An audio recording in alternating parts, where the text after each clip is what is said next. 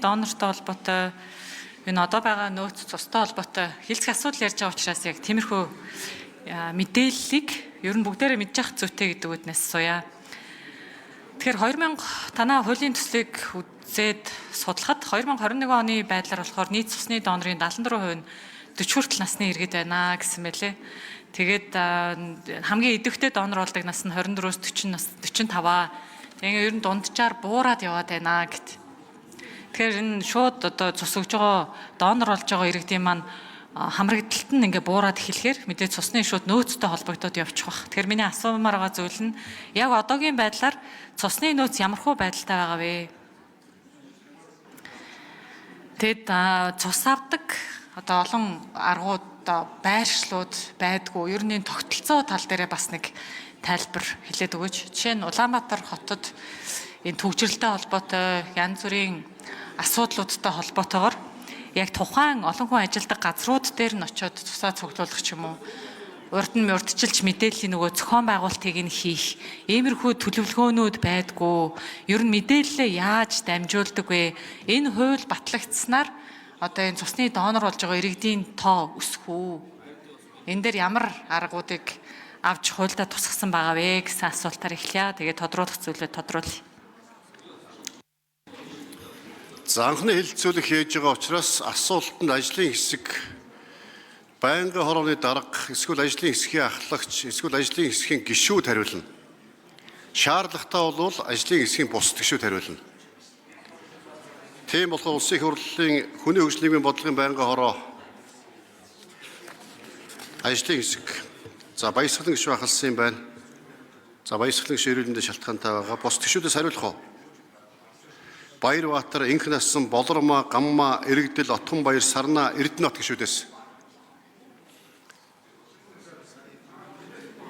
За та ажлын хэсэгт байхгүй хууль санаагч хариулах боломжгүй. Энэ ажлын хэсэг ахлан ажлын хэсгийн гишүүн болно гэдэг чинь бас үүрэгтэй шүү дээ. Зүгээр нэг нэрээ оруулах төдий биш. Хууль санаачлагчийн өргөн барьсан хуулийн төслүүдийг хэлэлцүүлэгт бэлтгээд юуг нь яаж өөрчилсөн, ямар нэмэлт оруулсан, яаж зассан, яагаад тэгсэн талаараа бол тайлбарлаж ярих үүргийг хүлээдэг ажлын хэсэг. Тийм бол ажлын хэсгийн ахлагч болон ажлын хэсгийн гишүүд за мөн одоо шаардлагатай бол байнгын хорооны дарга. Тэгэхээр байнгын хорооны дарга хийх, ажлын хэсгийг ахлах, ажлын хэсэгт орж ажиллах бол тодорхой үүрэгтэй. Тэгэхээр гишүүдээс хэн хариулах вэ? Хүний хөгжлийн нийгмийн бодлогын байнгын хорооны дарга чөлөө авсан. Ажлын хэсгийн ахлагч баясгалан гишүүн бас сая эмнэлгийн чөлөө авлаа. Бусад ажлын хэсгийн гишүүд хариулъя.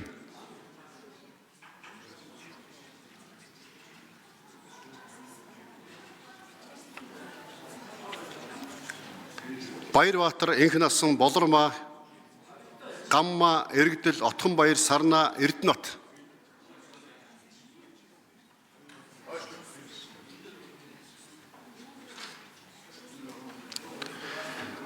За дэд ажлын хэсгээс хариулъя тэгвэл 4-р их баян дэрээ.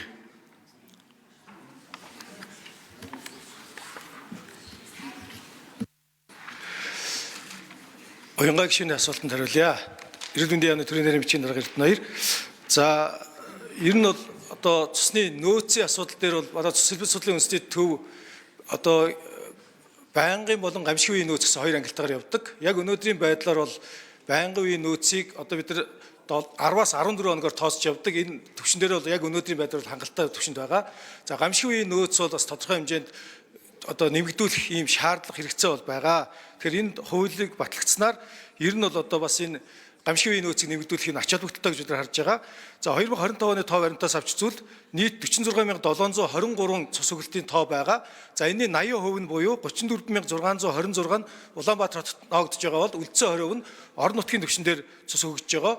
За ер нь усын хэмжээний цус цуглуултыг аваад үзвэл өдөрт ер нь дунджаар бид нар нэг 180-аас 250 цус цуглуулт усын хэмжээнд хийж байж, за Улаанбаатарын түвшинд бол 150-аас 200 хүнээс цус цуглуулж байж одоо хэрэгцээг хангаж тухайн нутаг дэвсгэрийн цусны хэрэгцээг хангана гэж ингэж тооцоолж ажилладаг. За энэ дээрээ одоо бас тодорхой төлөвлөгөө гаргаж явуулын байдлаар одоо сараар нь төлөвлөж албан байгууллагуудаар явдаг. За мөн Улаанбаатар хотын хэмжээнд 4 цус цуглуулах төв, орон нутгийн түвшин дээр бол 21 аймгийн нэгдсэн эмнэлэг бүсийн ажиллагаа хэмжээний төвдийн дэргэд ажиллаж байгаа.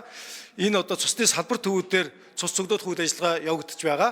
Цаашдаа бол ер нь одоо эмнэлгийн тусламж үйлчлэгийг орон нутагт одоо бас одоо хүргэхтэй холбоотойгоор цус бүтээгдэхүүний нөөц хэрэгцээ бол нэмэгдэнэ гэж ингэж харж байгаа. Энэ дээр одоо бид нар бас тодорхой төлөвлөлтүүдийг гаргаж ингэж ажиллаж байгаа. Тэгээ энэнийг одоо бас шийдлүүдийг гаргахад энэ цусны дооны тухай дагнсан хуультай байх нь бол нэлээд онцгой ач холбогдолтой гэсэн ийм зүйл байгаа.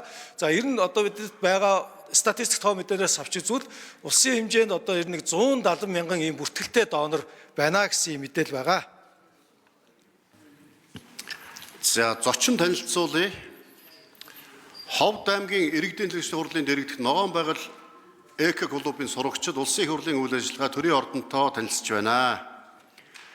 Өсвөр үе сурагчдыг игнэндээ нэгтгэсэн ногоон байгал клуб одоо улс орон даяар үйл ажиллагаа явуулдаг. Өнөөдөр Ховд аймгийн ногоон байгал ЭК клубын сурагчид маань төрийн ордонд хүрэлцэн ирсэн байна. Хичээл сургуулийнхаа хажуугаар одоо их дэлхийгээ хайрлаж, мод тарьж, тарьсан модоо харьчилж, ургуулж, түүнийг хэмжиж, үр дүнг нь үзэж, бусдад уриалж, үе тэнгийн хүүхдүүдэд байгаль хамгаалах сэтгэлгээг төлөвшүүлэх зорилготойгоор ажиллаж байгаа сурагчид та бүхэн болон нийт ногоон байгуул, улс орон даяар ногоон байгуул ЭК клубын одоо сурагчидаа улсын их хурлынхаа нийт гишүүдийн нэрийн өмнөөс чин сэтгэлийн талархлаа илэрхийлье. Та бүгдийнхээ сурлагад нь өндөр амжилт хүсье. Аав ээжийнхаа багш нарынхаа үгэнд орсон их дэлхий ногоон байгууллаа хайрлсан сайн хүн болж төлөвшөөрөө.